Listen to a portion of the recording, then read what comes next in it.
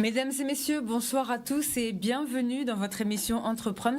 Donc vous le savez, nous avons fait un suivi au plus près pour vous, pour que vous puissiez savoir tout ce qu'il fallait faire. Nous avons fait un suivi avec les différentes chambres consulaires afin de vous aider, vous, artisans, indépendants, agriculteurs aussi. On a essayé de suivre un petit peu tout ce qui se passe du niveau professionnel aux côtés de nos différents intervenants, que ce soit la Diète qui nous a fait une petite intervention pour vous expliquer comment faire les bonnes déclarations, que ce soit la Chambre des métiers qui répondait à vos questions, que ce soit la CCI qui vous a donné des informations sur tout ce qui est prêt pour vous aider à pouvoir financer, payer vos salariés et financer le reste de vos sociétés. Donc nous avons vraiment fait un suivi au plus près et aujourd'hui c'est la reprise. Donc nous revenons vers vous afin de vous donner vraiment les éléments, les détails dont vous avez besoin pour pouvoir relancer toute la partie économique et travailler au mieux. Donc avec nous en plateau, nous avons Monsieur Pascal Jean-Charles de la Chambre de l'agriculture de la Guadeloupe et vous êtes chef du service du pôle de développement et environnement. Donc, oui, bonsoir. C'est bien ça. Bonsoir, madame. Merci de participer à notre émission ce soir. Et nous avons monsieur Claude-Henri Saint-André. Donc vous êtes assistant technique au commerce, création, transmission, reprise, département entrepreneuriat, commerce, enfin au niveau de la CCI des îles de Guadeloupe. Donc merci à vous aussi pour votre intervention de ce soir. Et vous êtes venus tous les deux pour pouvoir expliquer à nos professionnels ce qu'ils doivent mettre en place. Qu'est-ce qu'ils doivent mettre en place et comment faire s'ils n'arrivent pas à le mettre en place. Donc déjà, avant de commencer de parler de ces sujets, est-ce que vous pouvez nous faire un point très bref pour savoir comment ça se passe au niveau de la situation aujourd'hui, s'il vous plaît. Allez-y, vous pouvez commencer. Bien, bonsoir à tous. Merci de me donner l'occasion donc, de m'exprimer au nom donc, de la CCI des îles de Guadeloupe aujourd'hui. Comme vous le savez, donc, ce lundi 11 mai a marqué donc, l'entrée dans la période dite du déconfinement.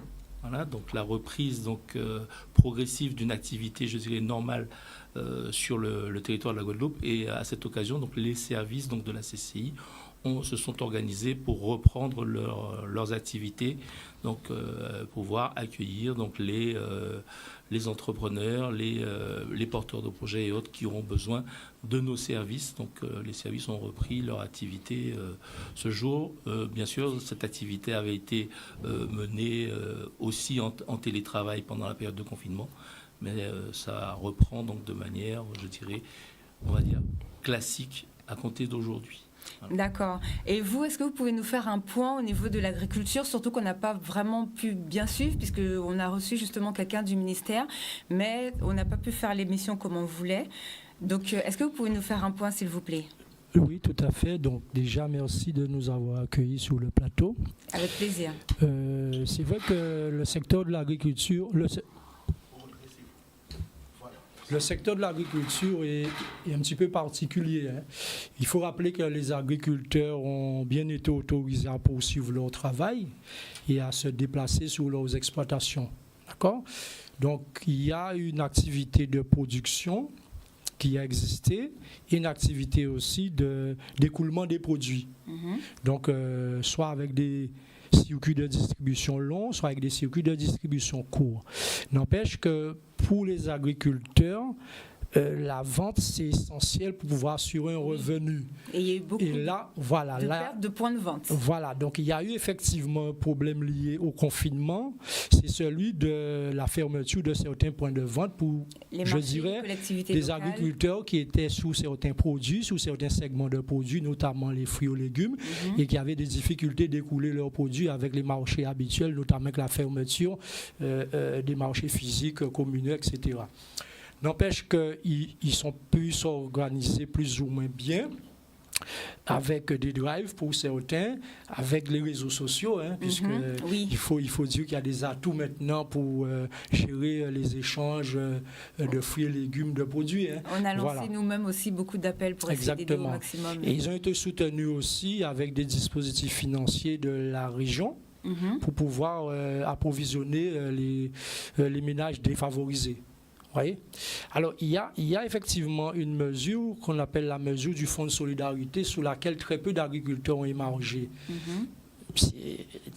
surtout liées à des problématiques de mise à jour de leurs obligations fiscales et sociales. Il y a aussi de la méconnaissance et de la difficulté de mobiliser ce dispositif à travers la plateforme d'impôt.gouv.fr, etc. Là, c'est un peu plus compliqué pour eux. Mais là, dans ce cadre-là, il y a un accompagnement? Alors, maintenant, l'accompagnement, c'est plus difficile à mettre en place, je m'explique. Allez-y. Les gens qui ont le rôle d'accompagner les agriculteurs sur le plan de la fiscalité, c'est les comptables. Oui. Donc il faut que les agriculteurs aillent voir leurs comptables ou leurs référents pour les aider à remplir les formulaires sur les plateformes impôt.gouv.fr.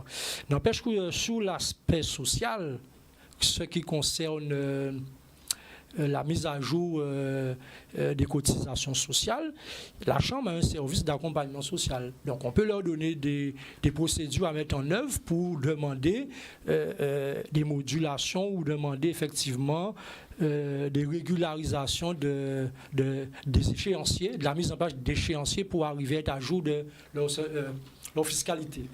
D'accord, d'accord. Est-ce que vous savez aujourd'hui comment ça se passe pour les agriculteurs qui n'ont pas pu écouler leurs marchandises? Parce que ça, c'est quand même une grosse inquiétude qu'il y a eu.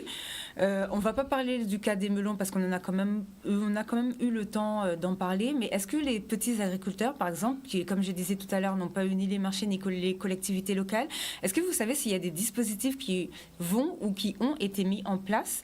Puisque, contrairement à un artisan, par exemple, qui n'a pas encore produit et qui, lui, a sa matière première qu'il va transformer, les agriculteurs, eux, ont déjà produit ce qu'ils allaient vendre. Donc, comment ça se passe dans ce cas-là? Alors, il y a le dispositif Fonds de solidarité national. Oui. Je crois qu'ils peuvent le mobiliser jusqu'au 30 mai. Oui, mais avec les difficultés de mise en place des régularisations fiscales ou sociales, etc. Oui. Maintenant, pour ce qui est de... Pour les pertes. Écoutez, c'est des chiffres d'affaires en moins. C'est des chiffres d'affaires en moins. Et pour poursuivre l'activité, il faut de la trésorerie, il faut de la relance, il faut des relabos, il faut de la replantation, etc. Mais compte tenu qu'il y a encore des difficultés d'approvisionnement et de vente, d'écoulement des produits, puisque, d'accord, nous sommes en déconfinement, mais comment les choses vont s'accélérer? Est-ce qu'il y aura plus de chalands sur les zones de marché physique? J'ai entendu aux dernières nouvelles qu'il y aura la réouverture des marchés communaux. Donc, si cela se fait, il pourrait y avoir plus de ventes hors circuit GMS, hors circuit de petites supérettes. Il pourrait y avoir des échanges entre les clients et les agriculteurs, avec les gestes de protection. Voilà. D'accord. Bon, je vous remercie pour ce point. Est-ce que vous, monsieur Saint-André, par rapport aux chefs d'entreprise, est-ce que vous savez où ça en est aujourd'hui? Alors, est-ce que déjà, ils ont tous été payés, puisqu'on a fait un suivi et les paiements sont arrivés tardivement, mais ils sont quand même arrivés. Et les services, justement, la diète et tout, a fait vraiment diligence pour essayer de clôturer tout ça. Je ne vous répondrai pas directement sur ce point. En tout cas, je peux vous dire que la CCI met tout en œuvre et est en lien constant avec la DIEC pour justement s'assurer que ces procédures arrivent au bout et que les entreprises obtiennent effectivement le résultat attendu, donc pour pouvoir bénéficier donc de l'accompagnement dont elles ont besoin. C'est d'ailleurs pour la raison pour laquelle donc les dispositifs, les cellules d'accompagnement que la CCI a mis en place pendant la période de confinement continuent encore aujourd'hui, puisque nous avons une cellule dédiée aux prêts garantis par l'État qui a été mise en place. Nous avons également donc une cellule plus directement liée aux différents types d'aides pour cela. Et pour ça, donc, nous avons donc 2 adresses e-mail que je rappelle. Donc, concernant le prêt garanti par l'État, l'adresse pge@guadeloupe.cci.fr pour les demandes d'informations et les dépôts de dossiers de demande PGE, de manière à ce que nous continuons à faire donc je dirais l'interface de facilitateur entre le demandeur et sa banque. Ensuite, nous avons l'adresse entreprise-coronavirus@guadeloupe.cci.fr qui est l'adresse générique sur laquelle toutes les demandes relatives aux fonds de solidarité, relatives aux prêts rebonds, relatives aux demandes d'informations sur comment obtenir un report de loyer, comment obtenir un report de charges sociales ou fiscales, tout ça, donc l'équipe, donc la cellule d'accompagnement de la CCI continuera donc bien entendu plus que jamais à répondre à ces demandes.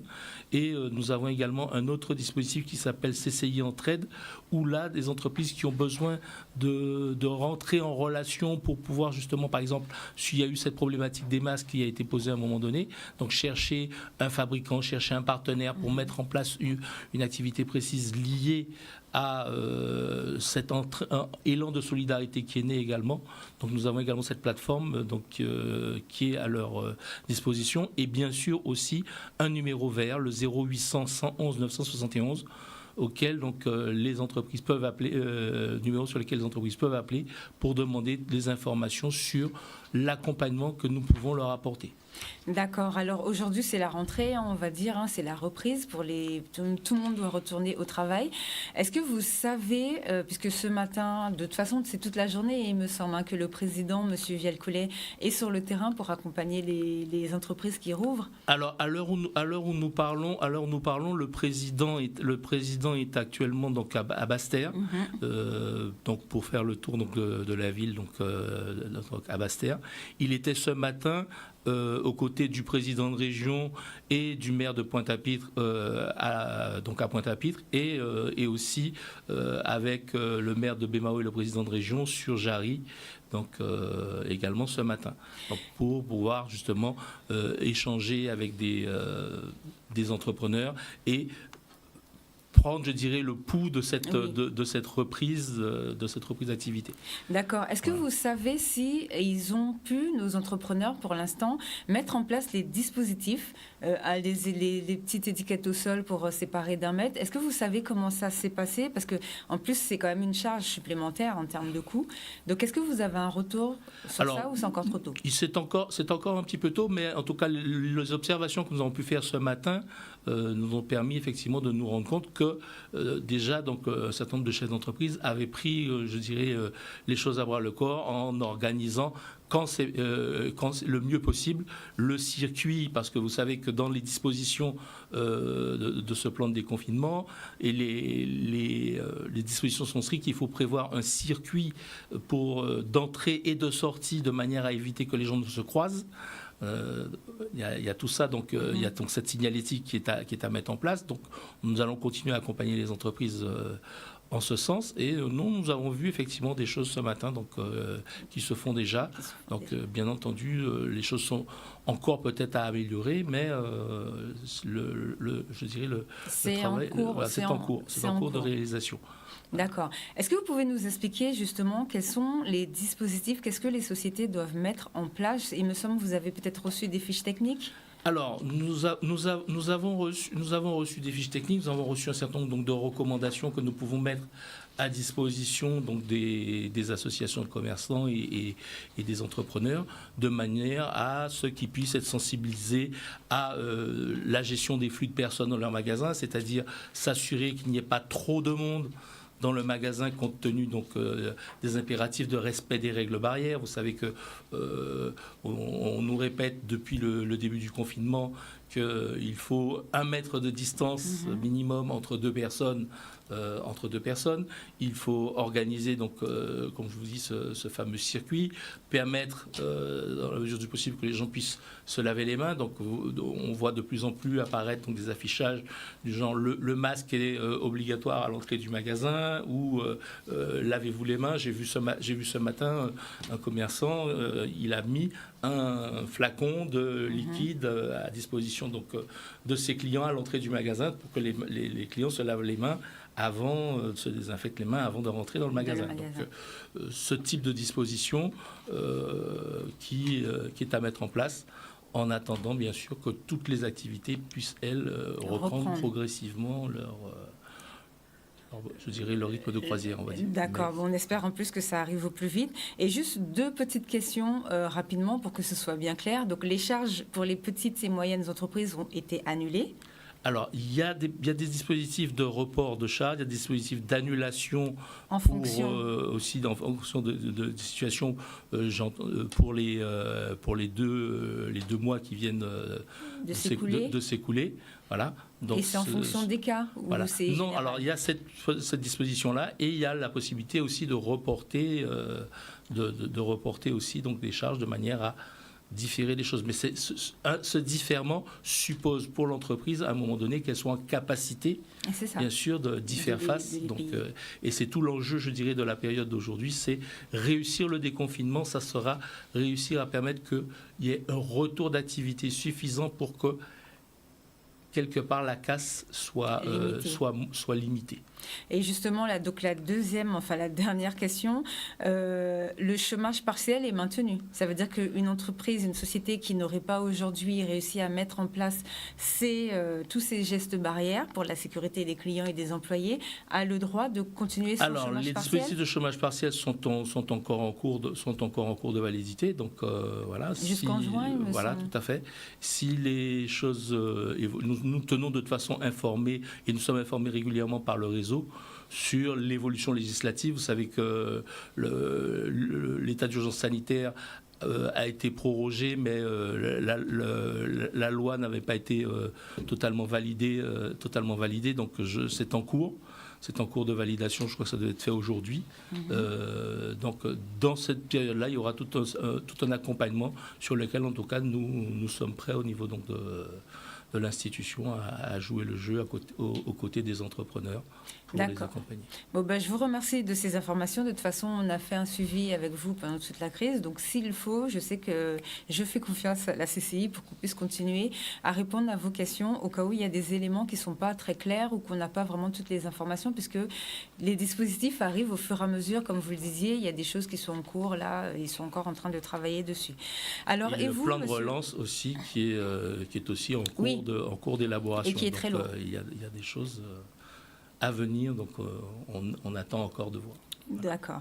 Et vous, monsieur Jean-Charles, parce que comment ça se passe? Parce que les agriculteurs, eux, ils ont continué de travailler pendant cette période de confinement. Donc ça se passe comment aujourd'hui pour eux? Alors, préciser qu'au niveau de la Chambre d'agriculture, nous avons mis une cellule de crise en place. Disons, dès le début du mois d'avril, pour donner réponse aux problématiques des agriculteurs notamment, mais avant tout pour recueillir leurs difficultés immédiates, leurs difficultés à venir. D'accord. Donc les difficultés immédiates, je les ai exposées dans le premier discours que je tenais. Mais n'empêche que les difficultés vont venir maintenant avec le temps, puisqu'on se rend compte que la crise Covid va durer jusqu'au 10 juillet. Et vous parlez de qu'est-ce que les agriculteurs font avec les produits. Mais oui, les produits, c'est des denrées périssables. Les produits, c'est des denrées périssables, donc ils ne peuvent plus rien en faire. Oui. Vous avez vu un petit peu le geste malheureux d'agriculteurs, le geste de désespoir, de jeter des fruits et légumes dans les routes. Eh bien, c'est qu'on sait qu'on ne sait plus rien en faire, puisque c'est des produits à cycle de vie très court. Les laitues, c'est un jour, 2 jours. Si ce n'est pas vendu, si ce n'est pas consommé, on ne peut plus rien en faire. Pourquoi? Parce que je disais qu'il y a des agriculteurs, notamment individuels, rares organisations de producteurs, qui ont de faibles moyens logistiques. Il manque de structuration de chambres froides pour pouvoir conditionner leur récolte, après définir des plans d'écoulement, des plans de distribution. Alors nous, notre cellule d'accompagnement déjà, c'est de recueillir ces besoins pour essayer de gérer avec eux les difficultés administratives, les difficultés à venir aussi, avec des propositions de plan de relance pour cette agriculture un peu laissée de côté, mais qui contribue effectivement à la richesse et à nourrir la population. Donc, il y a sous l'aspect de reprise du travail, je ne peux pas dire de reprise du travail, mais de continuité du travail sur les exploitations. Il y a des fiches qui ont été diffusées au niveau du ministère du Travail, en fonction de thématiques. Donc j'invite les agriculteurs tantôt qu'ils soient dans le système de vente directe, d'élevage, de produits maraîchers, etc., de travail sous les serres, etc., il y a des règles à suivre. Il y a des règles à suivre pour protéger les salariés, pour protéger les récoltes et pour assurer la sécurité sanitaire de ces produits-là lors de la distribution vers les consommateurs.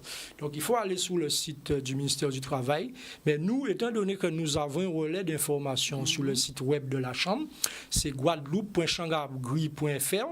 Les agriculteurs pourront retrouver quelques fiches du ministère du Travail qui leur donneront des indications plus précises pour la mise en œuvre de leur activité dans des règles de sécurité sanitaire. Alors, question très simple. Aujourd'hui, c'est la rentrée aussi pour les écoliers. Est-ce que, par exemple, au niveau des cantines, vous avez peut-être prévu, je ne sais pas, peut-être commencer à négocier des choses pour que lors des réouvertures, ce soit vraiment des produits locaux et produits par nos agriculteurs pour éviter le plus possible de la perte ou pas? Comment vous avez... est-ce que vous travaillez sur ça? Entendons-nous, il y a des marchés. Il y a des entreprises qui ont souscrit des marchés avec les collectivités de restauration publique. Donc, cela, normalement, devrait pouvoir approvisionner régulièrement les collectivités ou bien les restaurations collectives pour la mise en place des plats pour les enfants. Mais sur cette activité, c'est essentiellement des produits pour les entrées ou bien les desserts. C'est des salades, des tomates, des melons certainement. Nous arrivons à la fin du melon, c'est le mois de mai, d'autres types de fruits et d'autres types de légumes. Mais tout ce qui est sous la viande, je sais qu'ils travaillent en conditionnement aussi avec les centres de découpe, c'est avoir en fonction des marchés à mettre en place. Maintenant, pour les autres activités de transformation, il y a lieu peut-être de renforcer la transformation de certains produits. Oui, plutôt que si on sait qu'on va se heurter... En fin de compte, il faut continuer à produire si on veut consommer local. Et qu'on apprenne à transformer. Mais oui, il faut qu'on continue à améliorer l'autosuffisance alimentaire. Donc, il faut inciter les agriculteurs à continuer à produire. Mais pour les inciter à continuer à produire, il faut trouver des débouchés, soit de transformation de leurs produits avec les unités industrielles ou artisanales de fruits et légumes qui existent. La transformation, les découpes de fruits et légumes, c'est des choses qui marchent très bien. Maintenant, la mise sous vide, la mise en surgélation, voilà. Il faut le faire. Pourquoi? Parce que nous allons rentrer dans un schéma où le consommateur, au bout de 2 ou 3 mois, il ira vers des produits de substitution dans les GMS, dans les supérettes. Je n'ai rien contre ces produits-là. Mais ce sont des produits transformés le plus souvent qui viennent d'ailleurs. C'est les jus de fruits, les jus de légumes, les jus, etc. C'est les produits surgelés, de fruits et légumes aussi. Donc voilà, il faut relancer la production en frais si on veut rester dans cette logique de... guadeloupéenne qui est celle de dire que la Guadeloupe c'est une terre à vocation agricole et que les Guadeloupéens préfèrent consommer local qu'un produit importé.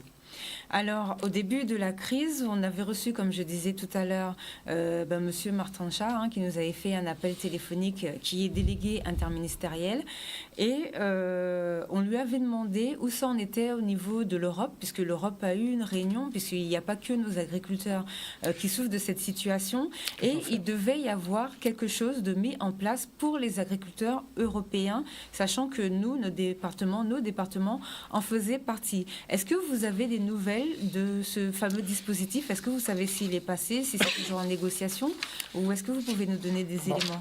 Alors, il ne faudrait pas que j'invente des choses non plus, mais moi, ce que je peux vous dire, c'est qu'au niveau local, il y a une filière qui a souffert. C'est la filière floriculture, les fleurs. D'accord. Les fleurs, actuellement, sont considérées comme un produit de luxe. Oui. Là, nous avons enregistré des chiffres d'affaires de... moins 100% pour les exploitants. Donc, sur ce volet floriculture, il y a effectivement du travail au niveau du ministère de l'Agriculture sous la filière horticole florale. D'accord. Donc, nos agriculteurs devraient se retrouver localement avec des dispositifs et ça, nous allons le suivre parce que nous avons des producteurs de fleurs qui nous ont fait remonter leurs difficultés. Maintenant, il y a les dispositifs régionaux mis en place. Mais nous pensons que ça a été fait un petit peu dans l'urgence pour répondre à la problématique de mise en œuvre du plan de secours. Mais il y a d'autres plans. Il y a des plans de relance avec des choses vues en profondeur sur la structuration, la typologie des acteurs de la production. Il y a des filières aussi, on fait une approche produit. Il y a des produits qui ont bien marché. Le sucre a marché, le rhum a moins bien marché, les ventes de rhum ont moins bien marché. Vous voyez. Il y a les cultures d'exportation plus ou moins bien marché, mis à part le melon, mais la grande filière qu'on connaît... Par voie maritime, vous parlez. Exactement, la voie maritime.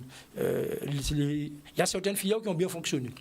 Les filières qui ont pris le plus de coups, c'est les filières où les produits se dégradent très vite. C'est les fruits et légumes frais, etc. C'est l'horticulture, produits de luxe. Oui, sachant que tous les restaurants sont fermés. Tous les restaurants, les circuits, exactement, les circuits d'écoulement, voilà, les circuits d'écoulement sont fermés.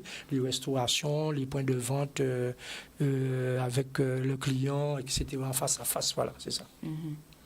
Et du coup, est-ce que vous savez, par rapport à ce que vous étiez en train de parler, par rapport aux conditions européennes, donc pour les fleurs, donc il y a quelque chose qui va être mis en place, mais pour les agriculteurs même de fruits et légumes, ou pour, je ne sais pas si on a des gens qui produisent encore de la viande, est-ce que eux, ils font être pris par ce dispositif, ou est-ce que vous ne savez pas du tout où ça en est?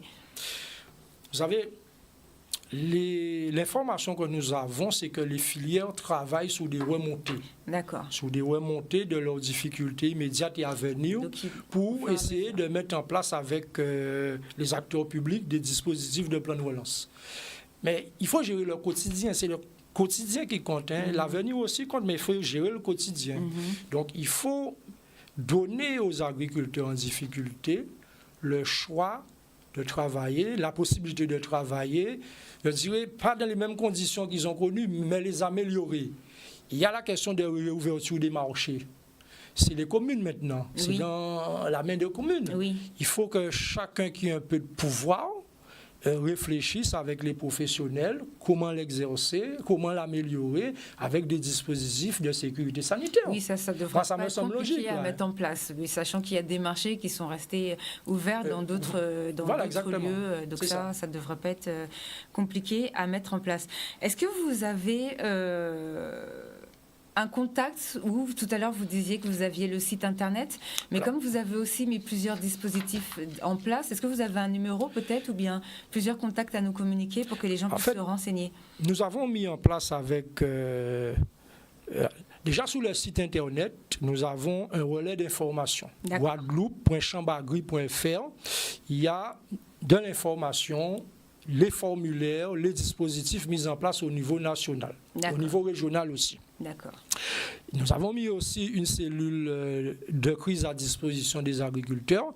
Et sur le site internet, il y a au moins 5 ou 6 conseillers qui peuvent aider les agriculteurs à relancer leur outil avec des conseils sur, je dirais, la mise en place du dispositif 1 500 €, s'ils sont éligibles avec leurs obligations fiscales et sociales, etc. Mais pour les obligations, excusez-moi de vous couper. Alors, il me semble, mais arrêtez-moi si je me trompe, que la région, justement, a sorti un dispositif pour rectifier le tir, puisqu'il y avait beaucoup d'entreprises, de petites entreprises ou agriculteurs qui n'étaient justement pas à charge, et que la région a mis en place un dispositif spécial pour les gens, justement, qui n'ont pas pu bénéficier des droits auxquels des choses auxquelles ils ont eu droit par rapport à cette histoire de charge. Est-ce que c'est ça ou pas?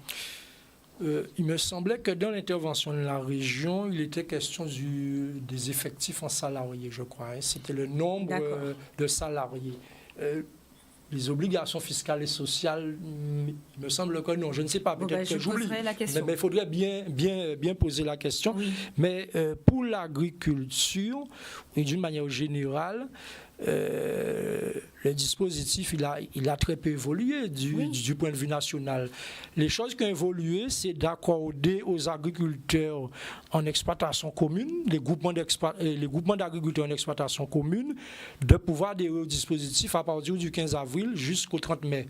Donc, ils peuvent aller sur impôt.gouv.fr, remplir effectivement. Mais le dispositif, il est, je dirais, un petit peu, c'est pas vicieux, mais il y a plusieurs. Dans l'aide du Fonds Solidarité, il y a le premier volet, le volet 1. Et pour être éligible au deuxième volet, il faut être éligible au premier volet. D'accord. Donc, du coup, s'il y a moins d'agriculteurs qui étaient concernés au niveau du volet 1, on va s'attendre à qu'il y ait moins de mobilisation des fonds financiers sur le volet 2. Et c'est là que, localement, il devrait y avoir, à partir des remontées que nous allons faire des besoins des agriculteurs, il y aurait possibilité d'étudier. Je pense que les pouvoirs publics vont se pencher sur une nouvelle manière de mieux accompagner les agriculteurs qui hors de ces dispositifs. Bon, je vous remercie pour cette information. Donc ça aussi, on pourra suivre ça maintenant qu'on a votre contact. On pourra suivre cette évolution afin que vous soyez au courant de tout ce qui se passe. Donc là, merci de vos interventions. Donc aujourd'hui, on reçoit les 3 chambres consulaires. Donc tout à l'heure, après la publicité, on va recevoir la chambre des métiers. Donc est-ce que vous avez un léger mot rapide pour la fin? D'abord, vous remercier de nous avoir encore donné l'opportunité d'expliquer et de dire ce que la Chambre de commerce et d'industrie des îles de Guadeloupe a mis en place pour demeurer aux côtés donc, de ces entrepreneurs, aux côtés de ces ressortissants, pour les accompagner dans cette sortie de crise, parce que bon, le chemin, comme on dit, est ardu, mais il convient donc de les accompagner. Et donc la CCI met tout en œuvre avec ses partenaires pour accompagner cette sortie de crise dans les meilleures conditions possibles. Donc que les personnes n'hésitent pas. Et donc je rappelle encore le numéro vert 0800 111 971 pour toute information sur l'accompagnement de la cellule de crise de la CCI. D'accord. Bon, merci. Une seconde pour vous. Allez-y. La seconde, c'est déjà pour dire aux agriculteurs de résister. Résister dans ce quotidien difficile et de soutenir effectivement leur activité avec des plans de production qu'ils peuvent gérer le plus facilement possible. En principe, si vous avez de l'eau, vous pouvez mettre en place des cultures de diversification et aspirer de la trésorerie. N'empêche que la grosse question pour nous, c'est le maintien de cette autosuffisance et de cette sécurité alimentaire. Voilà. D'accord. Bon, je vous remercie en tout cas. On doit rendre l'antenne comme on dit. À tout à l'heure après cette page publicitaire.